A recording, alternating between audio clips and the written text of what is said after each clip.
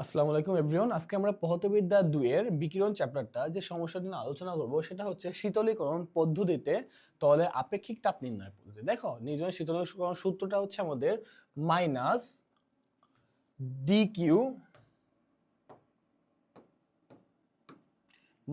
DQ by d t equals to proportional to theta minus theta N.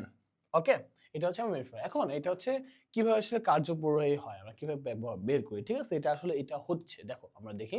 প্রথমে আমরা একটা নাড়ানি সহ একটা পরিষ্কার ও শুষ্ক ক্যালোমিটারের ভর নির্ণয় করি, ঠিক আছে ভাই? এরপর এই ক্যালোমিটার এটা নির্দিষ্ট আয়তন পর্যন্ত কক্ষ তাপমাত্রা হতে 25 ডিগ্রি বা 30 ডিগ্রি সেলসিয়াসের বেশি তাপমাত্রায় পানি ভরে তাকে তাপকুবাহী প্রকোষ্ঠে স্থাপন করে। মানে এরপরে আমরা প্রথমে একটা নাড়ানি সহ পরিষ্কার শুষ্ক ক্যালোমিটার ভর নিলাম।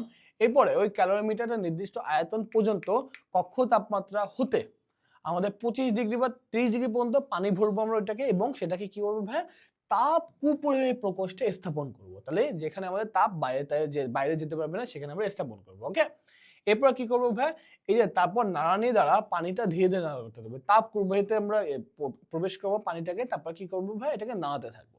এবার 1 মিনিট অন্তর অন্তর 1 মিনিট পর পর পানির তাপমাত্রা লিপিবদ্ধ, মানে 1 মিনিট পর পর দেখবো যে কতটুকু আমাদের পানির তাপমাত্রা আসলে চেঞ্জ হচ্ছে, এবং যতক্ষণ না পর্যন্ত পানির তাপমাত্রা কক্ষ তাপমাত্রা সমান হয়, মানে যতক্ষণ পর্যন্ত না ধরো কক্ষ তাপমাত্রা 10 ডিগ্রি সেলসিয়াস এটা সমান না হয় সেই পর্যন্ত আমরা নাড়াবো।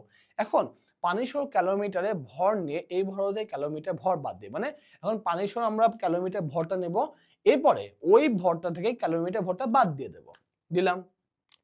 তাহলে সেক্ষেত্রে কি হবে, সম আয়তনে সম তাপমাত্রা তরল পদার্থ নিয়ে একইভাবে একটি 1 মিনিট অন্তর অন্তর নিলাম। এখন প্রথমে আমরা পানি দিয়ে নিছিলাম, এবার আমরা সম আয়তনের সম তাপমাত্রায় অন্য একটা তরল নিব, নেয়ার পরে এইটাকে একইভাবে আমরা আবার তাপমাত্রা লিপিবদ্ধ করবো, যেমন পানিটা করছিলাম, ঠিক আছে? যতক্ষণ না পর্যন্ত তরলের তাপমাত্রা কক্ষ তাপমাত্রায় পৌঁছায়, মানে কক্ষ তাপমাত্রা না পৌঁছানো পর্যন্ত আমরা এটা করতে থাকবো, ঠিক আছে? এরপর এর ভর নির্ণয় করব।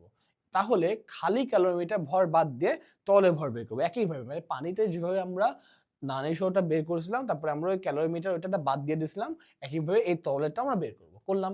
করার পর দেখো, এখন ছক কাগজে আমরা আমাদের কাজ, এখন দেখো ছক কাগজে তরল পদার্থ পানির জন্য দুটি সমান সময় তাপমাত্রার লেখচিত্র অঙ্কন করে, এবং তাই যে নির্দিষ্ট তাপমাত্রা θ1c এবং θ2c পর্যন্ত কত সময় দরকার তা নির্ণয় করা হয়, ঠিক আছে? মানে আমাদের ধরো এটা তরল পদার্থ, এটা পানি, এটা θ1, এটা θ2। ওকে, এটা আমাদের কতটুকু আমরা এই করলাম। ওকে, এবার দেখো, কোনো শীতল হতে অপর একটি তাপমাত্রা পানির সময় লাগে T1 সেকেন্ড এবং T2 সেকেন্ড। এখন মনে করি নানি সহ কিলোমিটার পানি সহ ভর কি ভাই, W কেজি, ঠিক আছে?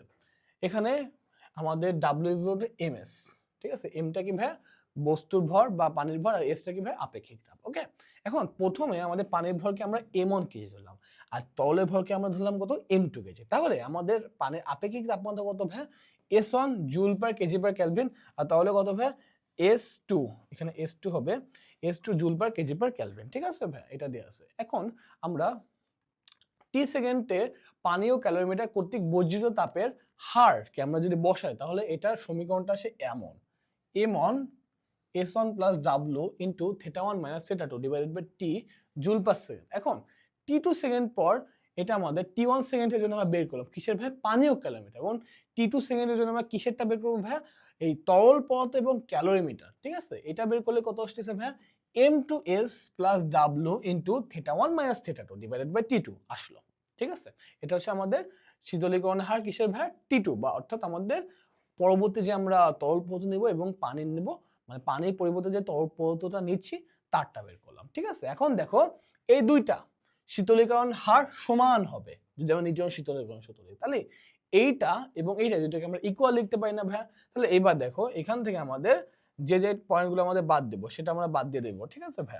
এখান থেকে আমরা মাল্টিপ্লাই করবো m2s2q, এখান থেকে করে আলটিমেটলি এই যে এখানে q1 q2, এখানে q1 q2 বাদ, ঠিক আছে? তো আলটিমেটলি এটা আসতেছে মেইন ইকুয়েশন। এবার এখান থেকে আমরা s টা বের করব, এবং s টা কি হবে ভাই, s ইকুয়ালস টু, দেখো s ইকুয়ালস টু আমাদের 1 by m2 into 1 minus m2 into 1 by into w into joule per kelvin, ঠিক আছে ভাই? এটা হচ্ছে আমাদের মেইন বিষয়, মানে s অর্থাৎ আমাদের শীতলীকরণের যে ব্যাপারটা, অর্থাৎ আমাদের এই যে টোটাল যে আমাদের শীতলীকরণ বলতে আপেক্ষিক তাপ, মানে এই যে শীতলীকরণের মাধ্যমে যে আপেক্ষিক তাপ আমরা বের করলাম তরলের এবং হচ্ছে পানি, সেটা হচ্ছে আমাদের 1/m2 into m1 s1 plus w into t2 minus t1 minus w joule per kg per kelvin. ঠিক আছে ভাই, এটাই ছিল আমাদের নিউটনের শীতলীকরণ সূত্রের মেইন ব্যাপার স্যাপার। ঠিক আছে ভাই, এবং এর মাধ্যমে এই টপিকটা এখানে শেষ হয়ে